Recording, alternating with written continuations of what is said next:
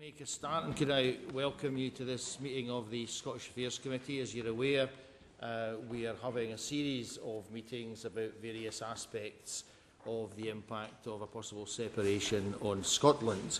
It would be helpful if you just started off for the record introducing yourself, and then, Chancellor, I understand you want to make a brief statement. Yes. Well, first of all, thank you very much for inviting me along. I brought Nicholas Macpherson, who is the Permanent Secretary at the Treasury, alongside me. If I could just make this brief opening statement and then take all your questions. The decision about whether Scotland leaves the UK is for the people of Scotland. My responsibility is to make sure the Scottish people have all the facts before them as they make that momentous decision. The currency is one of the most important issues in the independence debate. All the evidence suggests that people in Scotland value highly the stability and security of the UK pound, backed by the strength of the Bank of England and taxpayers from across the whole of the UK. I want the best of both worlds for Scotland and its devolved Parliament. That's why I want Scotland to be able to keep the pound, underpinned by the Bank of England and 30 million UK taxpayers. But the only way this will happen is if we stay together. Those who advocate independence want to break apart the currency arrangements we have now. The nationalist preferred plan is to replace our UK pound with something very different to what we have now, an unstable Eurozone-style currency union, which wouldn't work at all for Scotland or the UK. It's a plan where Scotland leaves the UK, but the Scottish nationalists still expect taxpayers in the rest of the UK to continue to provide a safety net.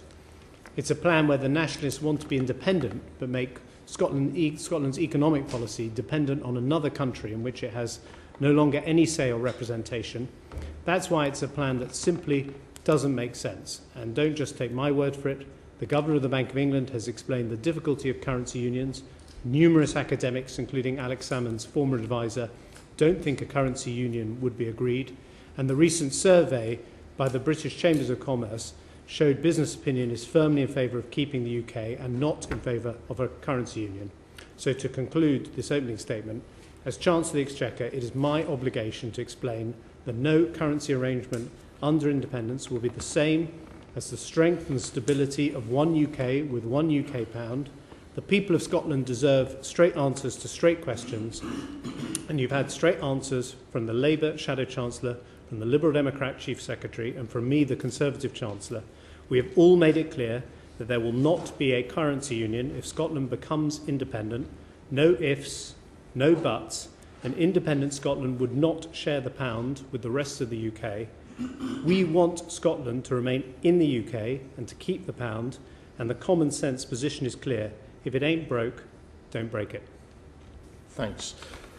OK, could I just start off by asking about your visit to Edinburgh when you announced that you and your colleagues would not be willing to share the pound. Do you accept that was a presentational disaster, and that it diverted attention from the matter of substance onto the question of process, because it looked as if it was some English Tory coming up to tell us what we could and couldn't do? No, I don't accept that.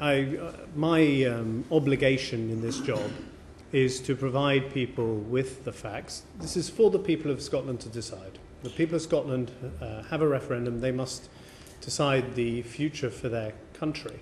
But as Chancellor of the Exchequer, I have an obligation to explain to the people of the whole of the United Kingdom what the consequences would be if the people of Scotland vote for independence, and particularly, given my responsibilities, what the consequences are for the currency. And this was not just a single visit to Scotland. This was on the back of a huge amount of work that had been conducted by the Treasury, by the civil servants in the Treasury, and of course followed on a whole range of conversations that we had had both in Scotland and across the UK. So I think you know, the counterfactual is, can you imagine a situation where I was not prepared to say what the situation would be post-independence, not prepared to put the facts in front of the Scottish people, wanted to keep that all secret in the Treasury and not go to Scotland and explain those facts? I think that would be totally unacceptable.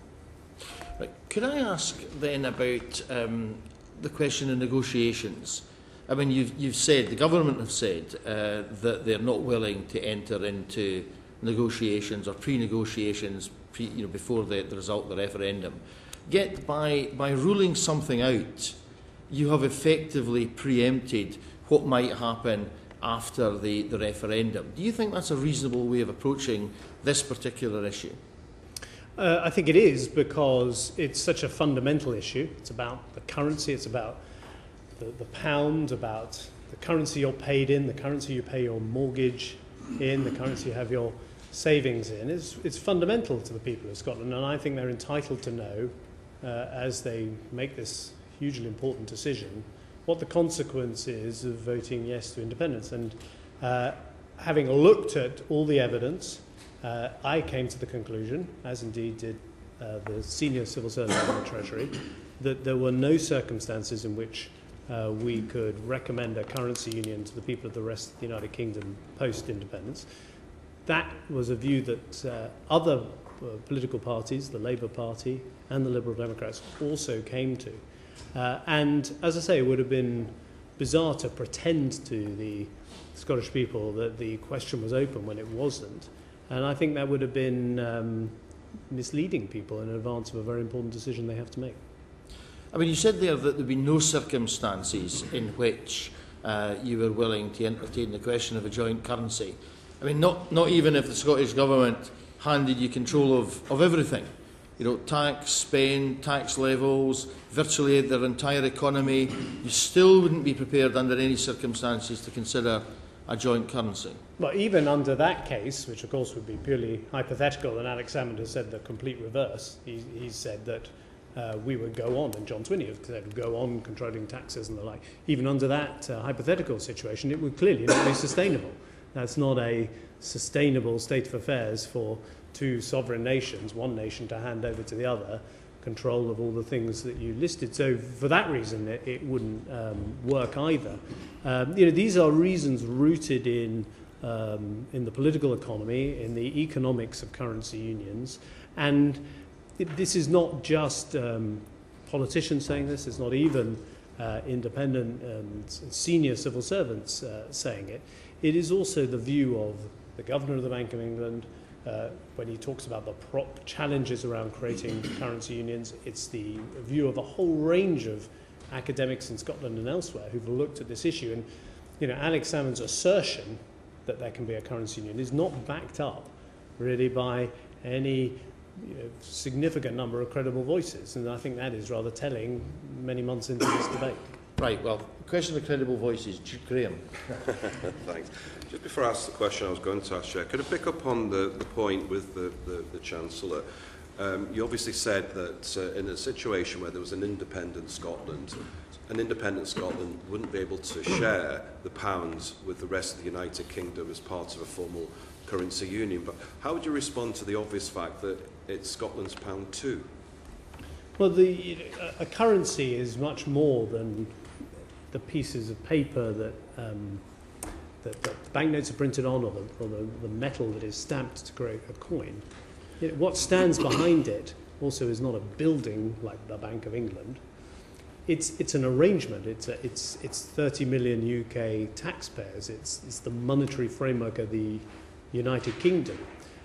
So that's what makes for a currency. That means that the piece of paper in your pocket is worth something, that you can exchange it for goods at the shop. It's because something stands behind it, and that that is a set of arrangements. And what is very clear from all the legal advice and the like is that if Scotland chooses to be independent, the rest of the United Kingdom, England, Wales, and Northern Ireland, are the continuing state of the UK, retaining the central bank and the like. So it is not like a divorce where you're sort of dividing up the CD collection. This is something very different. This is a fundamental set of arrangements intrinsic to the United Kingdom, and it's not just a sort of physical asset that would be shared. Yeah, I'm sure we'll touch on sterlingisation later on, but how would you respond, Chancellor, to the First Minister's accusation, and you'll hopefully be aware of this, when he kind of referred to you as espousing, and I quote, bluff, bluster and bullying in your rejection of a currency union with the rest of the UK in the event of separation. How would you respond to that comment?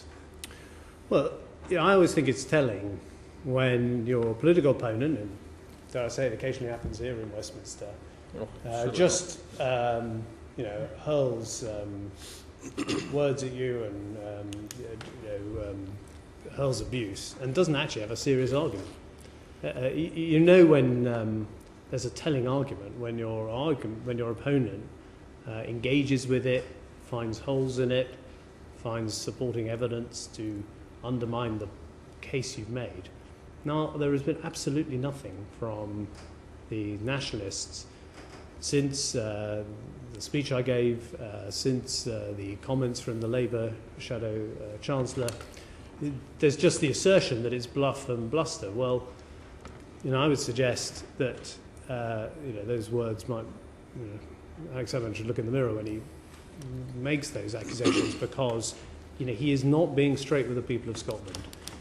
We are very clear. Here I am sitting before a parliamentary committee, respecting the oath of telling the truth to this committee, and I am absolutely clear there will not be a currency union if Scotland votes to become independent. No ifs, no buts. That is not just my position, it is the position of the Labour Party and the Liberal Democrats, and therefore any combination you can possibly imagine of a British government for the foreseeable future has ruled this option out. And I think it's important that the people of Scotland have that information as they make this incredibly important decision about their country's future. So you would view the First Minister's comments as negative and scaremongering? Well, I'll let others put their, make their own interpretation of them. I just think people should examine whether his claims, given everything that people have heard from me, from the Labour Party, from the Governor of the Bank of England, and from a whole host of independent academics and the like, whether those claims that Alex Salmond makes stand up to any kind of scrutiny. And I think it is important that if you are asking Scotland to make this enormously risky economic leap into independence, that you are straight with people about the consequences of that, and don't pretend to people that arrangements they currently have, like the pound with all the stability and security that provides, are going to remain, because they're not. Chancellor, is it not the case that Alex Salmond is right and that everybody else is wrong? Well, not on this occasion, and not on plenty of other occasions either. I think it's important that we need to have a mature and grown-up conversation on this whole question of Scottish independence. I do. My interpretation of the debate, and of course this is for the Scottish people, is that what the people of Scotland want are facts, and they want to know more about the case for independence, the risks associated with independence, and they want to know about the benefits of staying in the United Kingdom. And I should stress, there are enormous economic benefits for Scotland within the United Kingdom, as evidenced by today's unemployment numbers, unemployment down again in Scotland, and jobs up in Scotland. So I think people want information, and I see it as our task and the task of the government. Of course, we're advocating that Scotland remains in the UK, but the case we've sought to make is one that has been examined by numerous independent people and has not been found wanting. And I think the thing that has somewhat surprised me, and after all we've been talking about this for a couple of years now, is you've not really had a credible plan on the currency from Alex Salmond or John Swinney or the Nationalists. They've had plenty of time to develop one, and after all they've been planning independence for decades, and they don't have a proposal that stands up to scrutiny. They don't have a plan. He is a man without a plan. Lindsay, you wanted to follow this up? Chancellor, talking of robust scrutiny, John Swinney has said a shared currency will mean an independent Scotland having control of tax policy, employment policy, social security policy, oil and gas revenues, immigration policy, and a range of other levers to suit their own circumstances. Well, what do you make of that point? Well, that is not credible. That is not consistent with any kind of concept of a currency union. And I thought, again, Mark Carney did a very good job for us all. And, he's a Canadian who, if you like, doesn't have a dog in this fight. He set out for us and made it very clear that the decision was for politicians and elected representatives. But he made it very clear that the condition of any kind of successful currency union would be a fiscal union. In other words, that the partner in this fiscal union, particularly if the partner was a very much larger economy, would want a lot of say and control over taxation, spending, borrowing, and the like. So, again, John Swinney's assertion is he's not being straight with the people of Scotland about the consequences of independence for the people. Would you consider this as bluff and bluster? Well, again, these they have to answer for themselves, but it does not stand up to any kind of credible scrutiny, and that is not just the view of myself or the Labour Shadow Chancellor. It is a view held by the various independent academics who have looked at this, and increasingly, of course, around the world. You are starting to get comments from participants in financial markets, rating agencies, and so on, and they are all lining up at the moment to say this assertion from Messrs. Swinney and Sam does not stand up to scrutiny. Thank you. Right. Could I just say that, your answers have certainly had the merit of clarity so far. Do you accept that you've pretty much painted yourself into a corner now, and that in the event that Scotland votes for separation, that with a general election only 8 months thereafter, you really would be pretty well destroyed if you did a somersault on this question? Now, have you knowingly and deliberately put yourself in that position? Well, let me be clear. There is no way that we could agree a currency union after independence, and I want to make that absolutely clear in advance of the referendum. I want people to know that as they go and cast their vote. And it's not possible for us to change our position after the vote. Now, look, that all said, I would say I'm not the one asking Scotland to take the big, risky move to independence. I'm not the one who has to explain what would happen afterwards as much as Alex Salmond, because he is the person, or the nationalist of the people, asking Scotland to take this big, risky decision about their economic future and the prosperity of people in Scotland and the rates of mortgage that people pay and the like, and their prospects for their jobs. And ultimately, it is for him to explain what he has not explained so far, which is how could he provide economic security and stability? How could he provide a working currency for this new independent state? We focused a little bit on questions of presentation because that has been really running very high in Scotland, as I'm sure you appreciate. But we want now maybe to turn to some of the questions of substance that have been masked by all the the spin doctoring and so on. Pamela. Chair, Chancellor, in your opening statement you described the Scottish Government's proposal for a currency union as unstable Euro style, so could you expand on this please for the committee, and also it would be helpful if you could explain why this settlement would be, in the event of separation, not only not suitable or wanted for the remainder of the UK, but neither would it be acceptable or beneficial to an independent Scotland? Well, one of the features of having been Chancellor for recent years is I've been to a lot of European finance ministers' meetings where they have been trying to put together arrangements that will make the euro work better. And they have come to the conclusion and are now implementing a banking union, so that to a degree they stand behind each other's banks, fiscal union, so they stand behind each other's countries. And by the way, this is in a currency union with many countries where even the largest economy, the German economy, is only 30% of the total European economy. So if you had a currency union in the United Kingdom between one part of the remaining UK, which would be about 90% of the economy, and 10% of the economy, which would be Scotland, first of all, the remaining part of the UK would demand, as we were discussing over, all this control over taxation, interest rates and the like. The country that had just become independent would have to cede all that control. That's just not realistic. It's not going to happen. And currency unions only work when you have countries or two countries coming closer together. We're talking about a country splitting apart in this case. So why is it not in the interests of the United Kingdom? It's not in the interests of the rest of the United Kingdom, because ultimately you'd be asking UK taxpayers to provide a safety net to a separate country. A separate country, by the way, with a very large banking system and a much smaller economy.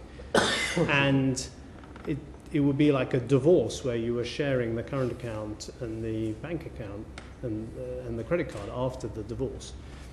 I don't think it would be in the interests of the people of Scotland either, because they would be tying themselves to the economic decisions of another country.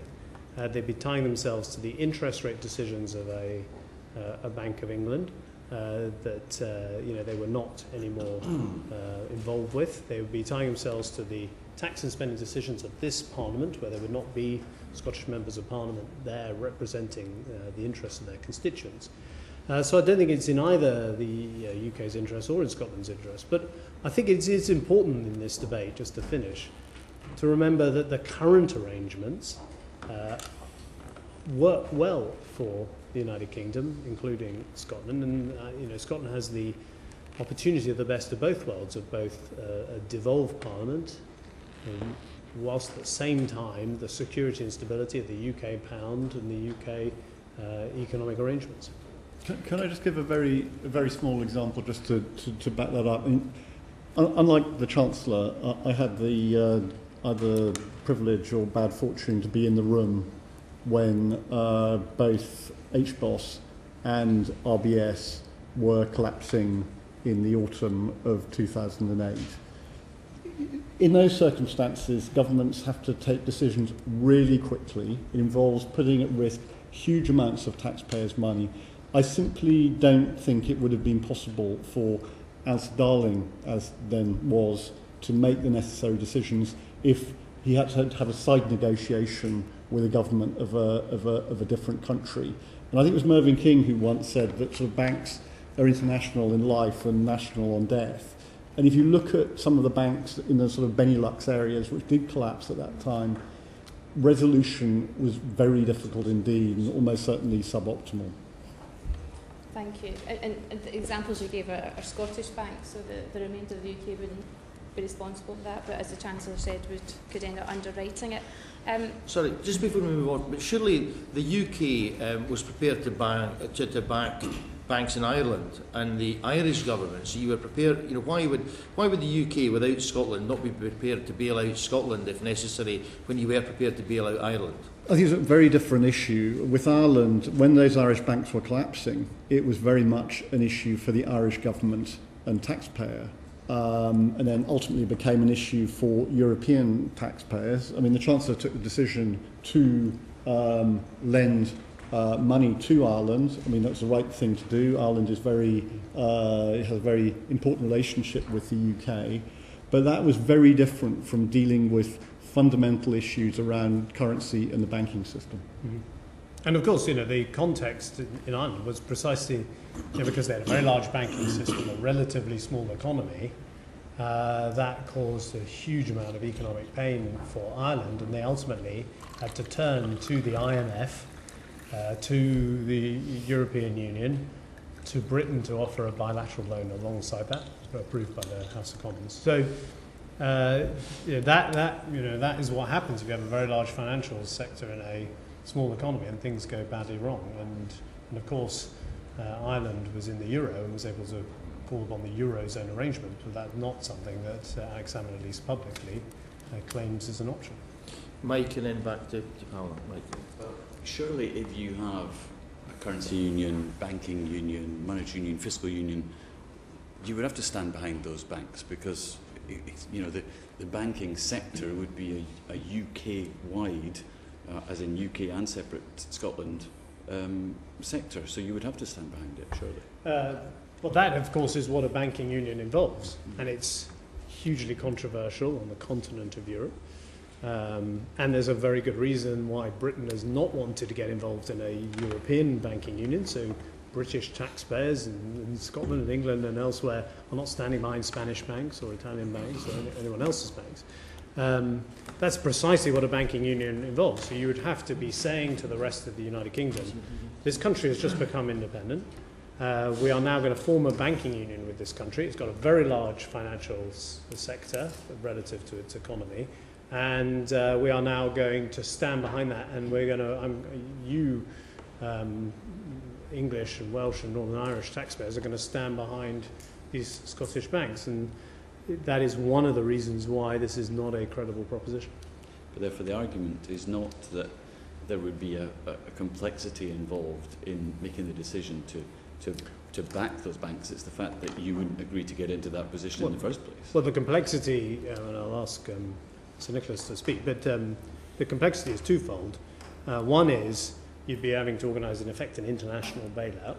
There's no evidence that that is very straightforward or easy to do.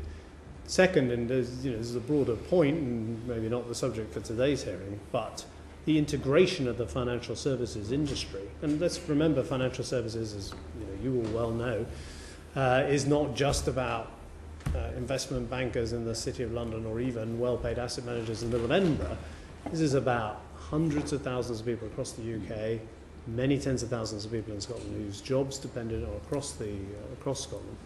They benefit from being part of a UK financial services system, and if you create two countries, then they're no longer part of that larger UK financial services system, and I think that would lead to substantial job losses and relocations out of Scotland. Let me stress again, I don't want to see any of this. I want to see jobs created in Scotland, I want to see businesses created in Scotland, I want businesses to grow in Scotland, I want people to do well in Scotland, and I think that can be achieved within the United Kingdom under the arrangements we have, this best of both worlds. Pamela. Thank you, Chair. Chancellor, I just want to return to the speech that you made regarding the currency union and there not being one in the future. I have to say, when I was speaking to some constituents, they felt bullied by that. They felt they were getting told by the British government that they weren't getting their pound. So I just want to give you the chance to be absolutely clear to my constituents and all the people of Scotland who are making this choice. You've been very clear on why it wouldn't be good for the remainder of the UK, but just to concentrate on why this would not be good for Scotland. It's clear that the independence campaign by its very nature is about giving more powers to Scotland. From what you said earlier, my impression is that Scotland would actually be giving up powers in this scenario if they were to be an independent country with a currency union. Am I right in that analysis? For your constituents, for the people of Scotland, what they seek is security, stability, better economic prospects for their family and for their country. And under independence, they would lose a lot of that security and stability. They would lose the pound. The reason it would be not in Scotland's interests, let alone the rest of the United Kingdom's, to join and sharing the pound is because having just voted for independence, they then have to give up control of fundamental things like taxation and spending and interest rates to this other country where they don't have you representing them as their local MP in Westminster during the week. So their voice would not be heard here in the place where those decisions would be made. At the same time, the Scottish economy, which has been a great success over many decades, and it's fantastic, it's growing and creating jobs at the moment, has two very large industries. One is financial services, the other is oil. Now, sitting within a bigger country like the United Kingdom, we can insulate against increases in the oil price or more to the point, reductions in the oil price. We can absorb banking crises, even one as big as the near failure of the Royal Bank of Scotland. Scotland alone, even in a currency union, would be hugely exposed to one of those things going wrong in the future, and I've had enough experience in recent years to know these things aren't remote possibilities, they can happen.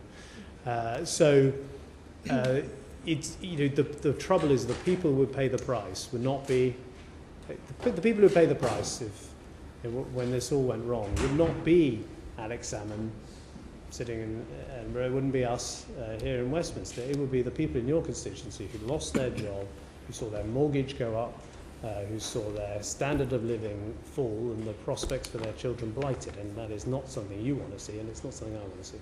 Thank you. And just last question on this. The Scottish Government, in particular the Deputy First Minister's response to this has been that it's unforeseeable that a continuing UK government would not allow a currency union because of the damage that it would do to businesses and trade. Would the benefits to businesses at both sides in Scotland and the rest of the UK in terms of like reducing their costs and uncertainty about a change of currency, would those benefits override any of the major concerns that we spoke about today? Well, it's been a very interesting survey actually in the last couple of weeks from the British Chambers of Commerce, and that shows two things. And this was a survey conducted across businesses across the UK, and what the survey showed was that there was a very strong desire amongst businesses in England, Wales and Northern Ireland for Scotland to remain in the United Kingdom. But it was also equally clear that if Scotland chose to be independent, they did not want to share the pound. So this assertion from Nicola Sturgeon and others that, businesses want this currency union is not backed up even by the most recent survey we've had of businesses in the rest of the UK. And they understand that this is about much more than the cost of changing currencies when you cross an international border. I mean, after all, if we wanted to get rid of those costs, we would have joined the euro, or we do a huge amount of trade with America, we would have joined the dollar. We don't do that because we want to keep control of our own economic policy. And so businesses understand that. I think people understand that as well across the country. And that's why the sharing of the pound is not going to happen. Thank you. Right. You've made your position very clear here today. You made it very clear in your statement, in your speech that you made recently. But the First Minister's response to that was to say that his Fiscal Commission working group, in its detailed analysis, had actually addressed the criticisms that you have made of the proposed sterling zone. How would you respond to that? Well, I don't. That's not my interpretation of what they did. And indeed, you've had some of the people who've advised Exchequer, like John Kay, point out all the problems with trying to deliver the currency union that the nationalists talk about. And he came to the conclusion that in practice it was almost impossible to see how it could be concluded. So I don't see any convincing evidence from the Commission on that, or indeed some other issues. I thought the one revealing thing from the Commission and indeed from the White Paper is that, and I think this is fundamental, indeed was a key part of Sir Nicholas's advice that was published, is that the nationalists go out of their way to say that this doesn't have to be a permanent arrangement, this sharing the pound we're proposing. That in the future Scotland could choose to have a different arrangement. Well, as we know from our own difficult experiences as a country during the ERM, the moment people sense you're going to come out of potentially could come out of a currency arrangement, they force you to come out of a currency arrangement. And if you had a situation, and I think Nicholas alluded to this, you imagine in 2012 if the Greek government had said, we might, if push comes to shove, adopt the drachma again in future. That would have happened within hours because the markets would have forced it to happen. So I think one of the another compelling reason why it's not a credible proposition, this currency union that the First Minister is proposing, is because he himself says it's not a permanent arrangement necessarily. And why then would another country, the neighbouring country, a larger country, want to enter into this arrangement that by their own admission is not a necessarily permanent one? Well, I accept the point you're making, but it's slightly to one side of the main argument, which is about what is best what's the best first choice for Scotland and the rest of the UK. And speaking just days after your speech, Alex Salmond said the Chancellor seemed totally unaware of the amount of work and analysis that has been devoted to this question and the strength of the Commission who carried it out. In that, he's effectively saying, I've got independent experts too, and perhaps my independent experts are better than your independent experts. So how do we get to a point where we can actually look at the facts and say what is best for UK and best for Scotland? Maybe I'll ask Nicholas to say something about that. What I would say to that is, for very good reasons, the Treasury has acquired very deep and serious skills and knowledge around currency unions. We went through this massive exercise in 2003 with the 5 tests on the euro. As it happens, our analysis has been completely vindicated. The Eurozone did enter serious difficulties as a result of the banking crisis. We didn't spot all of the precise transmission mechanism, but there is actually deep expertise. And we brought very much the same sort of approach to bear on this issue. We published 2 very lengthy, quite technical papers on the subject. And what's interesting, actually, and I was actually surprised myself, that the more we looked at this, the greater became our conviction that the risks were very great indeed. So I know there have been impressive people on the Fiscal Commission and so on, but the actual analysis which they published I don't find terribly convincing or reassuring. So are there any plans to do analysis of what they have proposed line by line and point out what they've missed? Because that's basically what you're saying. They haven't picked up on everything that you've picked up on. We did try very hard. We published this document called An Assessment of a Sterling Currency Union, which was in effect an assessment of their Plan A, and we concluded that this had very grave risks both for the UK as a whole, but most importantly for Scotland. Okay, Jim. Chancellor, we've talked, and you were very specific in your opening remarks that this debate has been about a currency union. In order to try to put this into language that the ordinary person is going to understand and put into something that means something to them, can we be a little clearer about the definition of a currency union? Because there's also been talk about a fiscal pact from Scotland to go alongside the currency union. And then, of course, there is, you referred earlier in the European context, to banking unions, and then there's fiscal unions. Could you put into language that people will understand what the distinction is between all of those, and what it would therefore actually mean, the different options for the people on the ground, and therefore why you believe that all of those are wrong? Well, a currency union is the agreement to share a currency. We might come on and talk about what happens if there's no agreement to share a currency, but yes, that's it. Is a formal agreement to share a currency. But as the Governor of the Bank of England pointed out in his speech in Scotland, that only works, it's only a durable currency union if other conditions are met. And the 2 he particularly identified were the banking union and a fiscal union. Now, what do they mean more plainly? The first thing, a banking union, means that you stand behind each other's banks when they get into trouble, and you also stand behind each other's depositors, so that if a bank fails, you've got your money in your bank account, and you can get that money back. And we offer a guarantee that people can get a portion of their money back from that situation.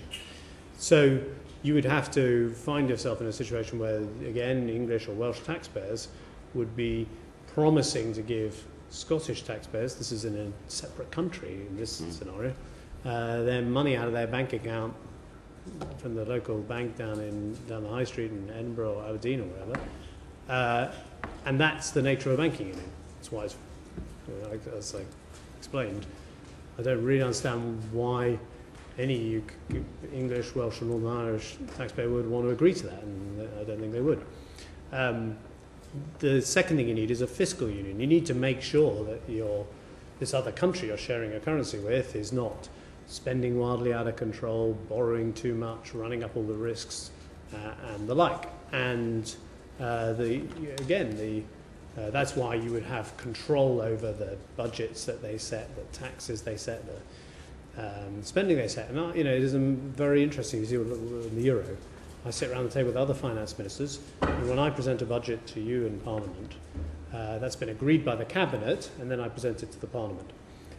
In these euro nations now, they have to send their budget in advance to Brussels, get it ticked off before they can present it in the French National Assembly or the German Bundestag, whatever. And that's what's required. That in a currency union between Scotland and the rest of the UK, there would have to be very tight control over taxation, spending, interest rates, and taxation, spending in Scotland. That would be the fiscal union, and inevitably, and this is not an arrangement I support, it would be quite one-sided as well, because the rest of the UK, England, Wales and Northern Ireland, would be 90% of this joint economy, and Scotland would only be 10%. So one side would have a lot more say than the other side. That's not, I don't think people of Scotland would regard that as fair.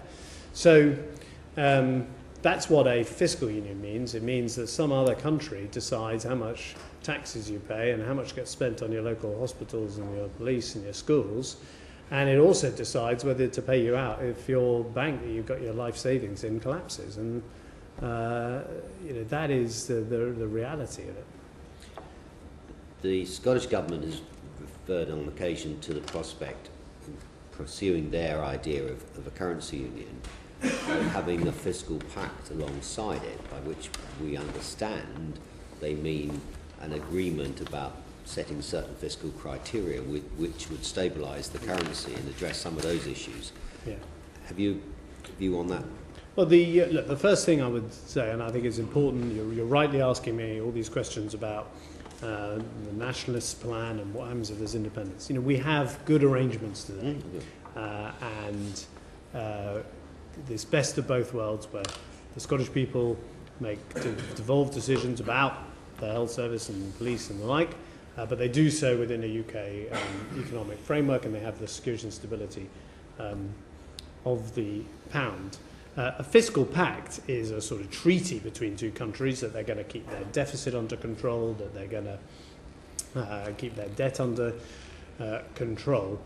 And, of course, it didn't work very well in the euro. This was what fell apart, actually, over the years leading up to the financial crisis.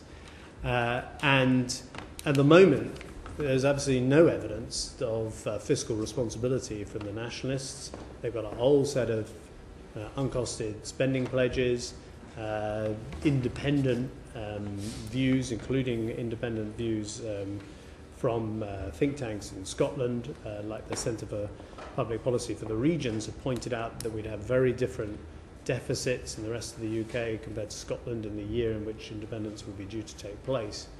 So they are, far from doing what they can to reassure the rest of the United Kingdom that they'd have a grip on their public finances, they'd be tough and responsible with people's money. They're actually heading in a completely different direction. And in the next few weeks, what we're going to do as part of this analysis program, the Treasury is going to publish further evidence on some of the fiscal implications of independence, and above all, the fiscal benefits of being part of the United Kingdom, the real benefits that brings to people in Scotland, like in the rest of the UK. Can I just add a point there? Because a really important point which Mark Carney made, drawing on his experience of the Canadian Federation, is that it's not enough just to have a pact.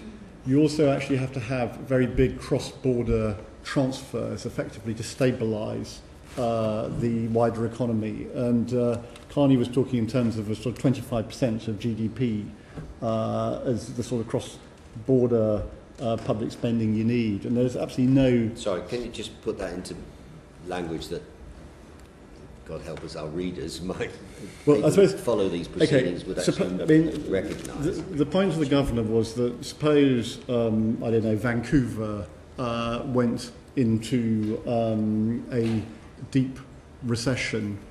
You needed payments coming out of Ottawa, primarily, I think, Social Security or other interventions, which would help stabilise the economy. That happens in the United Kingdom at present. If there's a downturn in the oil industry, and that affects, say, the Aberdeen economy, there will be quite big transfer payments through the Department for Work and Pensions to that local economy. In the case of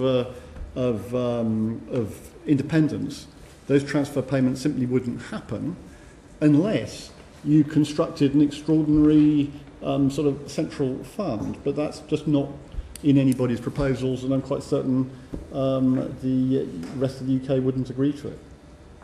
So really, none of that could happen without political union, which of course is what we've got already, in a nutshell. Well, of course, the irony of this whole proposal from the Nationalists is they're saying Scotland can be independent whilst giving up actually some of the devolved control they currently have in Holyrood. So it's again, that's why it's not a credible proposition. Vote for independence and then hand over control of all your tax and spending decisions and interest rates to England, Wales and Northern Ireland, and don't send any MPs to Westminster and don't have any representation in the government. And that is why it's not another reason why it's not a credible proposition. May I put just one final point to you, really just for confirmation, but I think it needs to be made clear publicly, which is the role of the Bank of England, that in the event that Scotland chooses to go for separation, the Bank of England, which is effectively the central bank of the UK, would remain purely the central bank of the remaining UK, and therefore accountable through you and effectively to the UK Parliament. And that whatever sort of union could be, setting aside all your well, more than reservations, your strong views, that whatever sort of currency or monetary type union, or even fiscal union, that is conceivable, you would still have Scotland with economically answering to a central bank that was actually the bank of another country. Well, if this arrangement were to come about, and yes, as I've made it clear, it wouldn't. I mean, I think an important fact was established quite early in this debate, that in the event of independence, there aren't two completely new states. There is one new state, which is Scotland, and then there is the remaining United Kingdom. And that is the legal position, that is what's happened all over the world when you've seen states break up, and it's often not been a happy occurrence. So based on international law, the rest of the UK is the continuing United Kingdom, retains its membership of the European Union, its membership of NATO and the like. It also has its central bank. The central bank remains part of is the UK central bank, and the UK remains, albeit without Scotland. And by the way, I personally feel very diminished as a result, because it wouldn't have Scotland part of it. I mean, again, this comes back to this point that there's a very positive story to tell here about Scotland benefiting not just this month or next month, but over many decades from being part of a much larger economy, actually doing better in that economy than some parts of England, and Scottish companies and the investment that Scotland attracts is all evidence that the arrangements can work well for Scotland, and as I say, they have the best of both worlds. Jim, you wanted to follow up something there? Yeah, thanks, Chair. It's just in reference to something Ms Macpherson said. and ironically used Aberdeen as an example, that if some sort of financial crisis happened, the UK could kind of bail out Aberdeen, as it were. The separatists' argument usually is that Aberdeen's bailing out the UK in terms of the oil industry. Does that argument stand scrutiny? I don't think it does. I mean, I think, don't get me wrong, I think Aberdeen is an extraordinarily successful part of the UK and does make a big contribution. But I think the point I would make is that when it comes to fiscal matters, that it is one of the issues which informed my advice to the Chancellor, is that Scotland on its own would face bigger fiscal risks. It would be more dependent on both the oil and actually financial sectors, I mean, compared to the UK average, and this would expose it to greater risk. I mean, as it happens, in the recent period, oil revenues have been substantially lower than have been forecast. That's happened year after year after year. It's been a great disappointment for the Treasury. I'd loved those revenues to be coming in.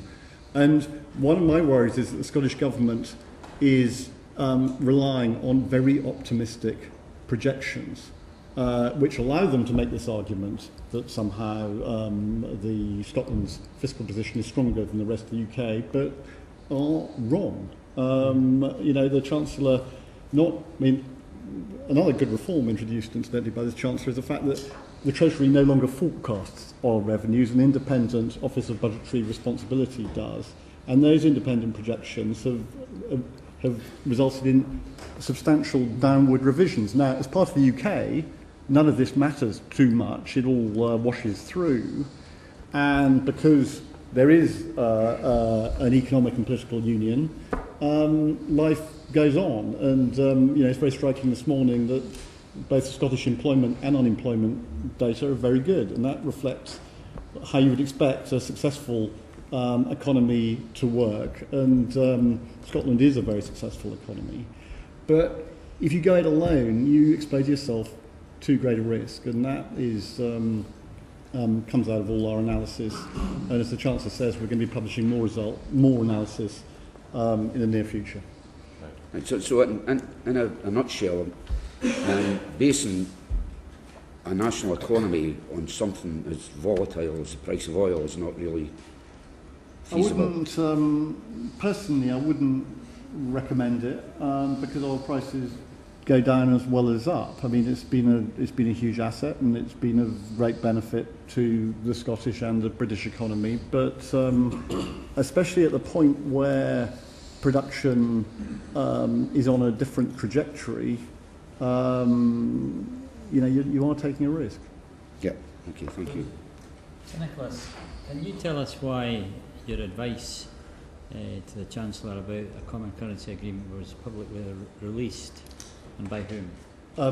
It was released by me. I mean, I discussed it with the Chancellor, but it was my decision to publish it. I recognise in doing that these were very exceptional circumstances. I thought it was the right thing to do. I still think it was the right thing to do. Why was that? Because it was really important that the position of the British government was absolutely crystal clear. There was no point in this coming out after the referendum. It had to come out before the referendum. Others on the committee referred to bluster and bluff. It seemed to me of critical importance that no one was in any doubt of the Treasury's position, by which I mean the political and the official Treasury, the fact that there was complete alignment. I'm happy to make absolutely clear that no pressure was put on me by the Chancellor of Exchequer to publish anything. I thought you would say that anyway. No, I wouldn't say that anyway, actually. I've worked with a number of chancellors of the Exchequer. And yeah, outlast us all. I have free and frank discussions with them on a range of issues. I mean, fortunately, I'm still there.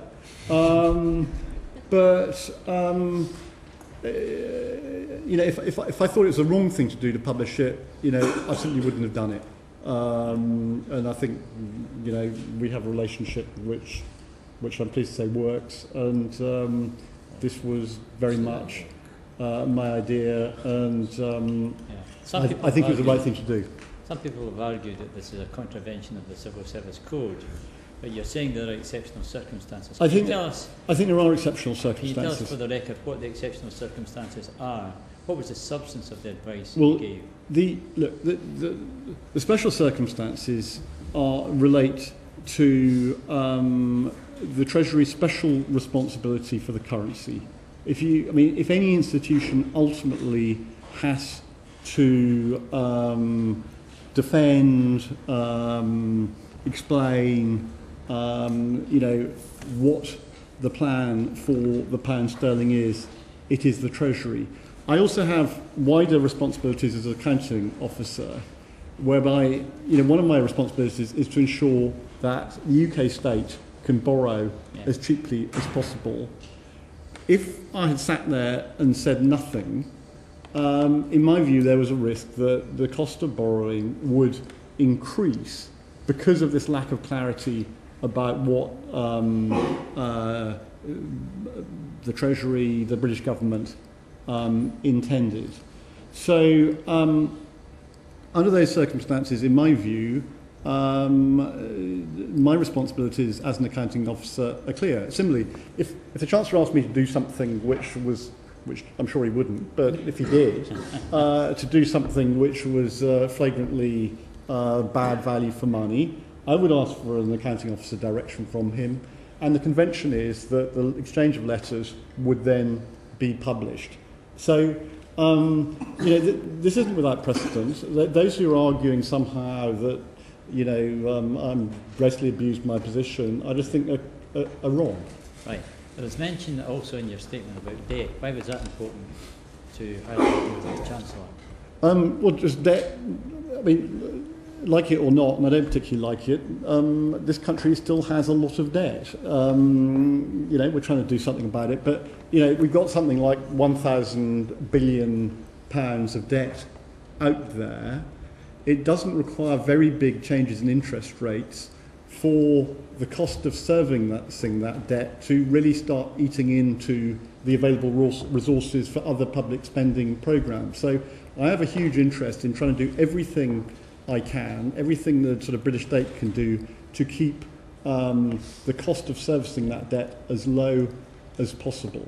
Was there not some mention of the possibility of Scotland defaulting on the national debt? Was that mentioned in your statement? It was, and I mentioned it because the Scottish Government had made very clear that it was setting out this vision of a sort of tit for tat, that if the British Government didn't agree to a currency union, they would renege on the debt. I think that would be incredibly damaging for a newly independent state if that were to happen.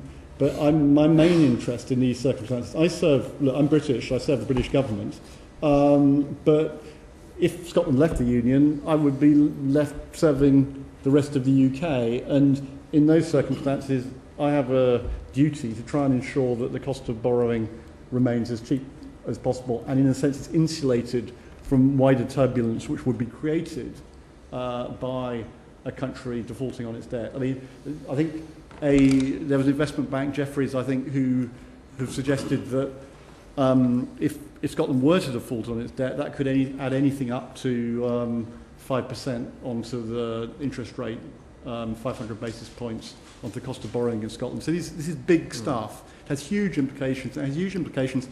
It's not just some sort of game which we play in the Treasury. This affects every citizen in this country.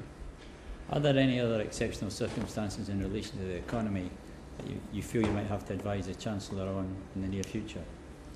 Well, I'm a traditionalist as a civil servant. I don't court publicity. I've been doing my job for 9 years. Unlike some of my colleagues, I don't go and give interviews with the media. I have no media profile. I have no interest in going out and getting attention. That actually is a recipe for disaster as a civil servant. What I would Not say, for a politician. I mean, I'm not aware of having, and I've been doing my job for 9 years. I have not encountered any issue other than this where I want to go out and publish my advice. But this issue is, in my view, exceptional. It goes right to the heart of the credibility of the pound, and so I felt I had to do it. So there's nothing at the core of the currency economy argument that gives you further concern that you would give the Chancellor further advice? That's really what I'm asking. Well, as I say, I've worked for Gordon Brown, Alistair Darling and George Osborne. I have not encountered any other issue. I'm asking in relation to the referendum over the next 3 or 4 months. Are there things that are causing you concern? Well, I mean, I would hope not, because, you know, I don't particularly like having to go out and become a sort of, have someone who's, I'm a faceless bureaucrat. My comfort zone is not having my name appearing in newspapers, but I mean, you never know. But I think this currency thing was the fundamental issue. Do you think you've strengthened the credibility of the government's position? I think I have, because I think by publishing my advice, I demonstrated that this wasn't just some political whim or political manoeuvring. The Treasury, which is, you know, a 1,000-year-old institution, the Treasury stood fully behind the Chancellor of the Exchequer, so that you couldn't sort of put the proverbial cigarette paper between the official machine and the politicians. Okay, thank you very much. Pamela, you're the sort. Thank you, Chair. So, Nicholas, you just touched on the Scottish Government's promise of reneging on the debt if their expectations and negotiations weren't met. Can you just be absolutely clear to Scottish people what impact would that have on their individual lives if a newly independent Scotland was to renege on the debt? Well, the experience of countries which do renege on their debt, and Argentina always comes to mind in these circumstances, is not a happy one. If you renege, then the markets don't trust you, and if they don't trust you, they basically demand a higher interest rate on the debt you sell. As I mentioned, Jefferies Investment Bank have said that this could result in anything up to a 500 basis point increase in interest rates. So to give an example, if that fed through into mortgage rates, and say you were paying a 3% mortgage rate, if that fed fully through, you would then be paying an 8% mortgage rate. That's quite a big step to take. It's quite a big risk. Can I just be clear? I mean, for people in Scotland again, I mean, if they have their mortgages with companies, say, based in England, in the event of separation, surely their mortgages wouldn't go up because the mortgage would have been arranged through somebody based in, say, London? Well, generally, you don't get cross-border mortgages. You know, this is all speculation about something which hasn't happened, but you know, just as if I borrow from Santander, which is a Spanish bank, the interest rate I pay is not determined in Spain, it's determined by the markets in London. And so I don't think it's realistic. I mean, there could be transitional issues, but once the system settled down, if you were based in an independent Scotland and you had a mortgage, the rate you paid would be determined by Scottish conditions, which primarily would be determined. I mean, the thing which determines interest rates more than anything else, even more than what actually the Bank of England's base rate is the rate which the sovereign borrows at. That tends to underpin the market. So I I would say that that's what would happen. So people in Scotland that wanted to minimise risk would be well advised then to borrow further mortgages from enterprises based in England, Wales or Northern Ireland. I mean, my mortgage used to be from the late departed Halifax, which presumably was based in Halifax. And in those circumstances, presumably, if the Scottish interest rate for mortgages went up, my mortgage would have been based on the rate in Halifax. That works because you're within a fully integrated country with economic, monetary and political union. If Scotland would become independent, I mean, a whole lot of risks would arise immediately. First, the currency risk. You would have a whole, on day one, you would have a very large sterling liability, assuming your mortgage is large, and that would have to be serviced. And we simply don't know where Scotland's monetary arrangements are going to end up, because the one thing we know is not going to happen is that there's going to be a monetary union with the rest of the UK. So this carries risks. I would say the way to minimise the risk, as you put it, Mr. Davison, is to make sure that Scotland remains in the United Kingdom. Sorry, so just to contain that question, I think the mortgages is a big enough risk on its own, but is there any other risks that would come out of a country in United States for individuals? Well, I think look, for individuals, the calculations that have been done is that for the average mortgage in Scotland, there would be £5,000 more mortgage payments a year. That would mean some people couldn't afford those mortgage payments. It would squeeze the incomes of Scottish families. Scottish businesses would have to pay more to borrow money, so the extension that the business wanted to make to take on some more people wouldn't be affordable, or indeed the loan they need to stay in business wouldn't be affordable.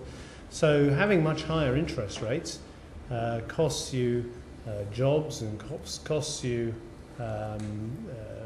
higher mortgage fees if that is driven by not a Bank of England taking a decision about the appropriate rate of interest for the current demand in the economy, but rather driven by the fact you haven't got any credibility out there in the international community. And if Scotland's first act as an independent state would be to have a huge credit default, I think the rest of the world, which anyway would be asking some questions of this independent state and probably asking it to pay more to borrow, would ask it to pay a lot more to borrow. And what that means in practice is Scottish families, Scottish businesses paying a lot more to borrow, and that potentially means homes being lost and businesses closing and jobs being lost. Thank you. Alan and then Mike. Yes, but this particular debt would not be a debt. The Scottish Government would not be defaulting on a debt that it itself had taken out, because my understanding is that the UK Government has assured people who are lending it money that UK Government will be responsible for paying all this money back. The debt would be from the Scottish Government would then owe money to the continuing UK Government. Now, do you think that the fact that this was not a debt that the Scottish Government itself had undertaken, would that make any difference to the view of the money markets for paying back future debt? Maybe I'll say something and then Nicholas. The first thing is, we stepped in earlier this year because people were asking us around the world, well, what's going to happen to this debt you're writing at the moment? What's going to happen to these gilts you're issuing? Should Scotland become independent? We made it clear, as we always have done in this country over centuries and in some of the most stressful situations of war, that we stand behind our debt. We have a very, almost unparalleled record in the history of the world of honouring our debts as a nation, and we all benefit from that. It's one of the great advantages of being in the UK's economic arrangements. We said that. Actually, it was reassuring for the market. I think it proves, by the way, the strength of the UK's credibility, that we can make an assertion that we could do this, and it is believed, and rightly so. But what everyone would see is, in the situation where Scotland voted to become independent, Scotland was refusing to take any of its share of the national debt, is that this would be a hostile separation by Scotland, that the amicable discussions would not take place, and that is that Scotland would pay a very heavy price. And I think most of the rest of the world would see that Scotland had defaulted on its obligations to this other country, the United Kingdom, and would pay a price for that. So, this is again it's not assertion by me as the Chancellor, it's not assertion by the Permanent Secretary to the Treasury. This is a view taken by the people who around the world lend the UK money and assess the credibility of the UK. And in the end, those are the people who would have to be convinced to lend Scotland money in this situation. But have you done, one follow-up? Right. Have you done any analysis or are there any forecasts out there that would suggest what Scotland's annual budget deficit would be if it didn't have interest payments to make? And if those figures are available, would it be a better deal for Scotland to pay higher interest rates for future borrowing? Would it save money by doing that because it wouldn't have to pay back the existing debt? We're happy to look at doing that analysis. I think it's something we could undertake. We've tended to point to third-party endorsements like Jeffreys Bank, but certainly happy to look at that. I think it's pretty clear from almost everyone who's looked at this and everyone who's commented on it that Scotland would be in a very much worse position if it had defaulted on its debts with its neighbour. And that's why, Alex Salmond, I don't think is really making a credible threat. He knows this, and so although he says it, I think in this case it is bluff and bluster. But if it's not bluff and bluster, it's very dangerous for the Scottish economy. What would you say to the First Minister, who might say to us, the Scottish Affairs Select Committee has let the Chancellor scaremonger and talk down Scotland? Well, I would reject that. As I understand it, there's always an opportunity for a nationalist to sit on this committee and ask me questions, but they've chosen not to do so today. As I say, this is for the people of Scotland to decide. Yeah. People of Scotland, and I hugely respect it, I've been part of a government that has offered this referendum, part of a parliament that voted, like you said, to make it happen. And this is for, I'm not Scottish, it's for the people of Scotland to make this decision. But as the Chancellor of the Exchequer, I do have an obligation to put the facts in front of the people of Scotland as they make this decision. And the fact is, no ifs, no buts, that Scotland will not be able to share the pound if Scotland votes to become independent. And therefore it is incumbent on those who want Scotland to be independent, who want to take this great economic risk, to spell out what their plan is. And I have heard no plan. That can be clear. Right. Jim, you wanted to follow this up then with a question, particularly about using the pound. Yeah, for the Chancellor, sterlingisation, it's a term that we've just heard comparatively recently. In fact, it was first of all dollarisation, referring, I think, to Panama. Alex Salmond and the Scottish Government have said that Scotland could go ahead and use the pound after independence without any currency union. I know you've touched upon this, but is that feasible? Is that? Well, I don't think it is feasible. I think, frankly, it's a bit of a red herring. But legally, is it right? There's nothing to stop people in France using the pound if they wanted to. Maybe they've managed to get hold of the notes and the coins, but it's not a sustainable arrangement. It's not something that could last for any period of time. There are a couple of countries in the world who have tried this. Panama, and Panama has had more IMF bailouts than virtually any other country in the world. And even Panama has to issue its own coins, actually, because it runs out of US coins, uses the dollar, and it runs out of US coins, so it has to issue its own Panama coins to make good the physical absence of the coins. Montenegro is another country. It's had bouts of hyperinflation. Now, with the greatest respect to Panama and Montenegro, Scotland is not Panama and Montenegro. Scotland is a much bigger economy, a much richer economy. It's a much more sophisticated economy. There are many great businesses in Scotland. And the idea that for Scotland could adopt the Panama or the Montenegro approach is, I think, just not credible. It wouldn't last.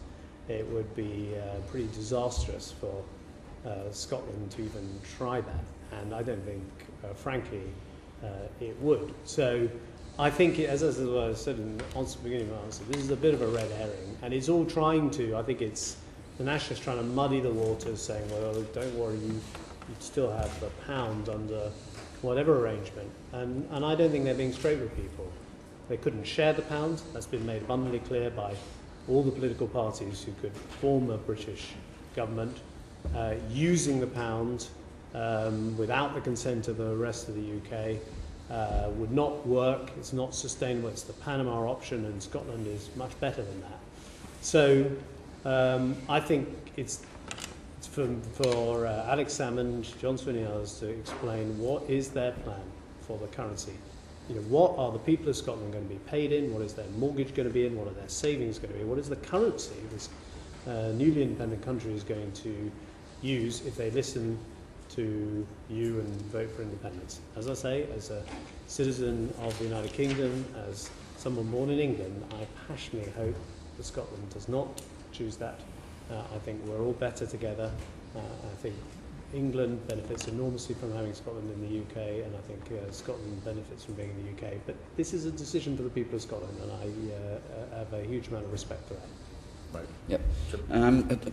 Perhaps I should make it crystal clear that I am not comparing Scotland to Montenegro or Panama. It's just the principle of the currency situation that I'm making a comparison. If Scotland decided to use the pound outside of a currency union, have you any idea what the implications might be for the rest of the UK?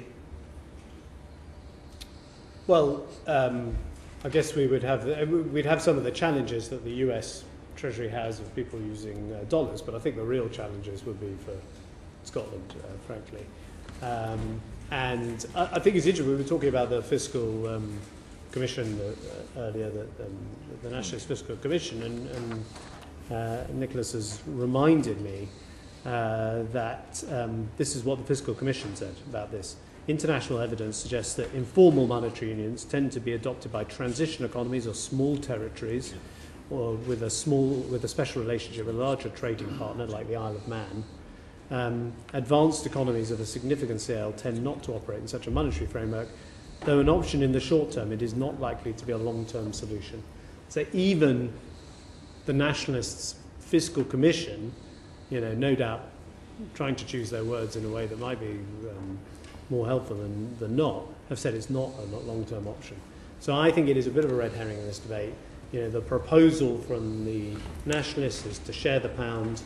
I hope I've made it clear today, and Ed Balls, Shadow Chancellor, has made it clear, and Danny Alexander, the Liberal Democrat Chief Secretary, made it clear. That's not an option. That's also the view of the official Treasury, is the view of international observers of the UK economy. And so therefore it's up to Alex Salmond to propose something else. What is his other currency that he's going to use in Scotland, because it will not be the pound? But would there be implications, detrimental or otherwise, for the rest of the UK if Scotland said we will continue to use the pound? But I mean, it's a matter for Scotland. They would be a sovereign state under those circumstances, just as it's a matter for Panama.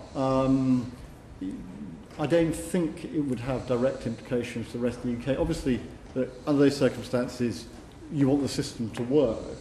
But I mean, what is striking about countries such as those, it's a unilateral decision which is then implemented unilaterally, and it has very big constraints. You know, it has quite big implications for the Scottish banks in terms of holding. It's inconceivable. Yeah. Yeah. It's inconceivable that you could have a financial sector anything like the size and sophistications of Scotland, employing tens of thousands of people, when you're literally having to grab pound notes and pound coins as they come across the border and try and hold on to them. I mean, it's not a sustainable situation. I honestly don't think it's actually a serious option. I think it's put into this debate in a way to try and muddy the waters and say, well, even if they don't agree to a currency union, we could still use the pound. And although it's those are.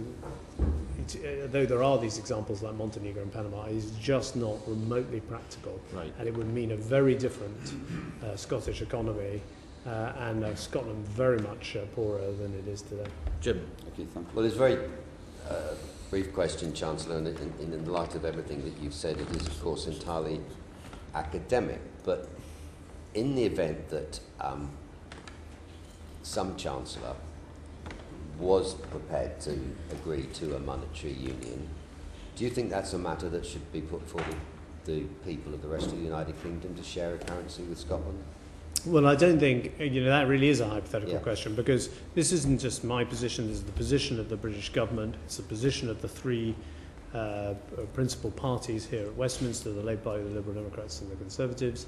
And you would only ever put something to the British people in a referendum like this if you were recommending it. And I made a point of saying in my speech, and I think it has been echoed by comments from people who've done my job before me, both Labour and Conservative, that no Chancellor could recommend this. And so I don't think the question really arises, because, as I say, I can't imagine the circumstances. I don't think there could be any circumstances where, in the evidence you've heard today, a Chancellor would recommend to the Cabinet, and the Cabinet would agree that we would enter a monetary union, share the pound with Scotland.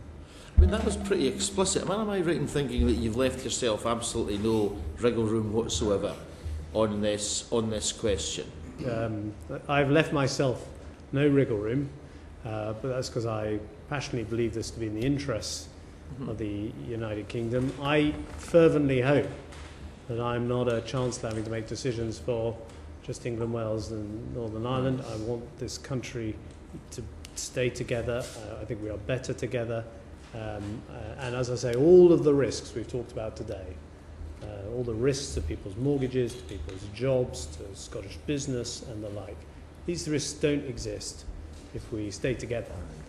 And that is something that I I hope the understand people of there's going Scotland will to be a consider. vote at 3, so we'll try and just pull things together by then if we can. Pamela, you want Just, Chancellor, just on Sterlingisation, I know you did give quite a lengthy answer there, but I still think the man in the street might be a bit confused as to why exactly it's not feasible and what Sterlingisation would look like in an independent Scotland, which would mean that it would crash. So is there any way you could put that into layperson's terms? Yeah, well, what it means is you don't have your own currency. You have another country's currency, and you're not printing or distributing banknotes, you're not making coins. And that would be the case even though Scotland, as we all know, prints its own notes and... Well, they wouldn't exist anymore. Sorry, can I just be clear if you were then? doing the sterlingisation. Under sterlingisation, then Scottish banks would not be able to print their own notes anymore. The Scottish banks print their notes with the support and the authority of the Bank of England and Parliament, which has passed legislation during our time in Parliament to support this and continue to support this. So it would be a situation where you would wait for coins and notes to come across the border, either people bringing them or through transfers of money electronically because there's been a business deal or something like that. And then you want to try and hold that money in the country, or at least make sure you haven't run out of it, which means you have to always run a balance of payments surplus with your neighbour. So it is it's a wholly, I think it's, whilst it was perfectly right for us to do a huge amount of work on the Scottish government's proposal of a currency union, because obviously we have currency unions like the euro, and we should interrogate that, and we have done. I do think the sterlingisation option is not actually credible in any sense of the word. But I mean, just to be clear, I mean, what would happen on sterlingisation is that the banks would have to have. I think they could actually publish. I mean, they could. Oh, if they had the bank, if they actually literally, exactly, but they've got to have the backing. They would actually have to have the money in the bank. It's a bit like the gold standard. That in principle, under the gold standard, you could go along to the Bank of England and ask for some gold. Under sterlingisation, it would be very important to demonstrate that the banks had You know, so for every pound that's that it, the yeah. Royal Bank of Scotland Which issued as a actually banknote, happened. it would be like a kind of IOU against the pounds Exactly. that they had kept in Yes. their bank vault. Yeah. So that's not how they issue banknotes today. It's a very different arrangement. That they issue banknotes backed up by the Bank of England. This would be a bit like issuing IOU notes of the pound they'd have to keep in their on their balance sheet. And at the risk of muddying the waters, the next step up from sort of pure sort of Panamanian dollarization is the so-called sort of currency board arrangement, which you have in places like Hong Kong. And the reason why the Hong Kong has managed to maintain its link to the US dollar is it has built up very large surpluses. The banks have very strong reserves. This would require very different economic policies. You know, you would have to be running large surpluses just to underpin the system. But they have their own currency, of course. Yeah. The way to run a currency board is you have to issue your own Yeah. Hong Kong dollar. Lindsay, you've Thank got a you. brief Yeah. point. So Nicholas, that leads us to Plan C, a separate currency. Have you any information, any insight into how long it would take to set up a separate currency and set up a central bank? But I mean, we've got the experience of the euro, although the euro was planned. You know, if I go back to the original Maastricht Treaty, which I think was 91, 92, it took a long time before you got the whole notes and coins. That took to 2001. So that took 9 years. If you're going to do these things properly, it's best to plan them.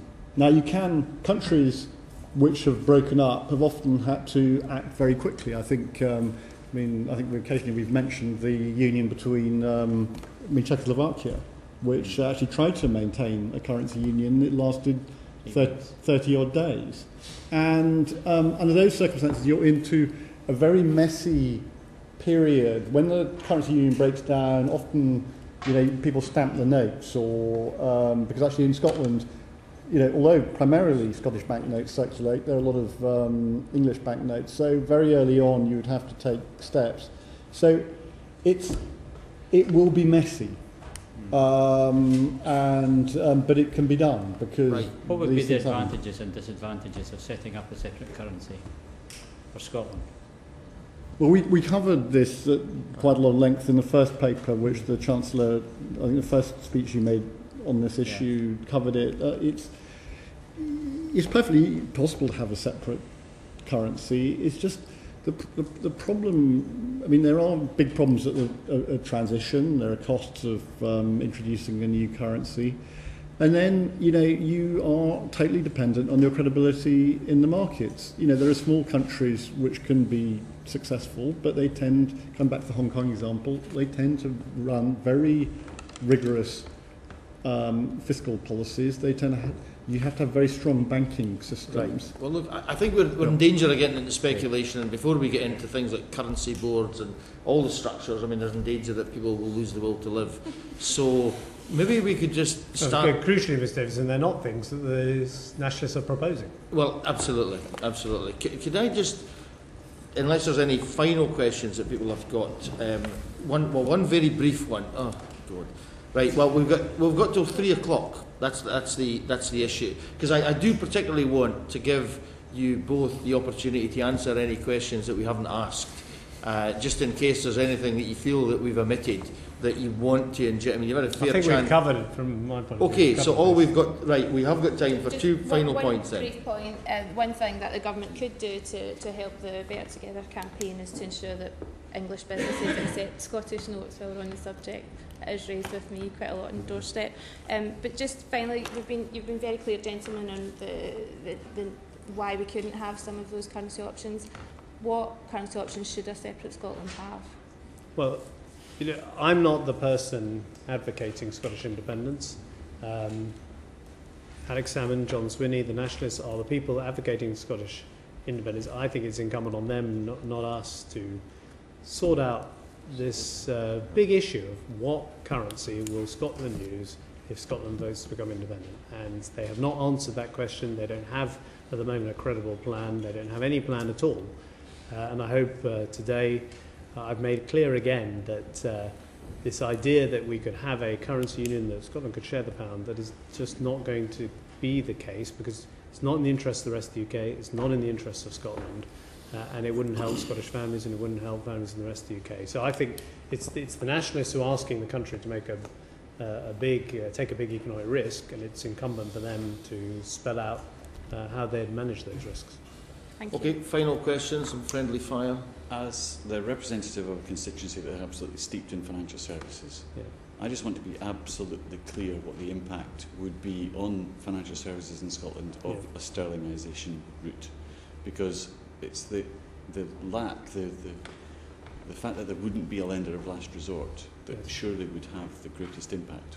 What would that mean for, well, I don't think it'd be particularly remotely possible. headquartering? I don't think it'd be remotely possible for all those great companies that locate and headquarter in Scotland to remain in Scotland under the sterlingisation plan. I think there would be challenges for some of those companies remaining even under independence with different currency arrangements. But certainly under sterlingisation, it has never been tried in any economy of anything like the size, the sophistication of the Scottish economy, or with anything like the established banking and financial services that Scotland has, and as a result brings huge benefits not just to Scotland but the whole of the UK. Okay, I mean, I think a final point really to Sir Nicholas. I mean, do you think the Chancellor has left himself any wriggle room at all as the head civil servant? I mean, do you think that there is any way he can possibly change his mind and retain even a shred of credibility?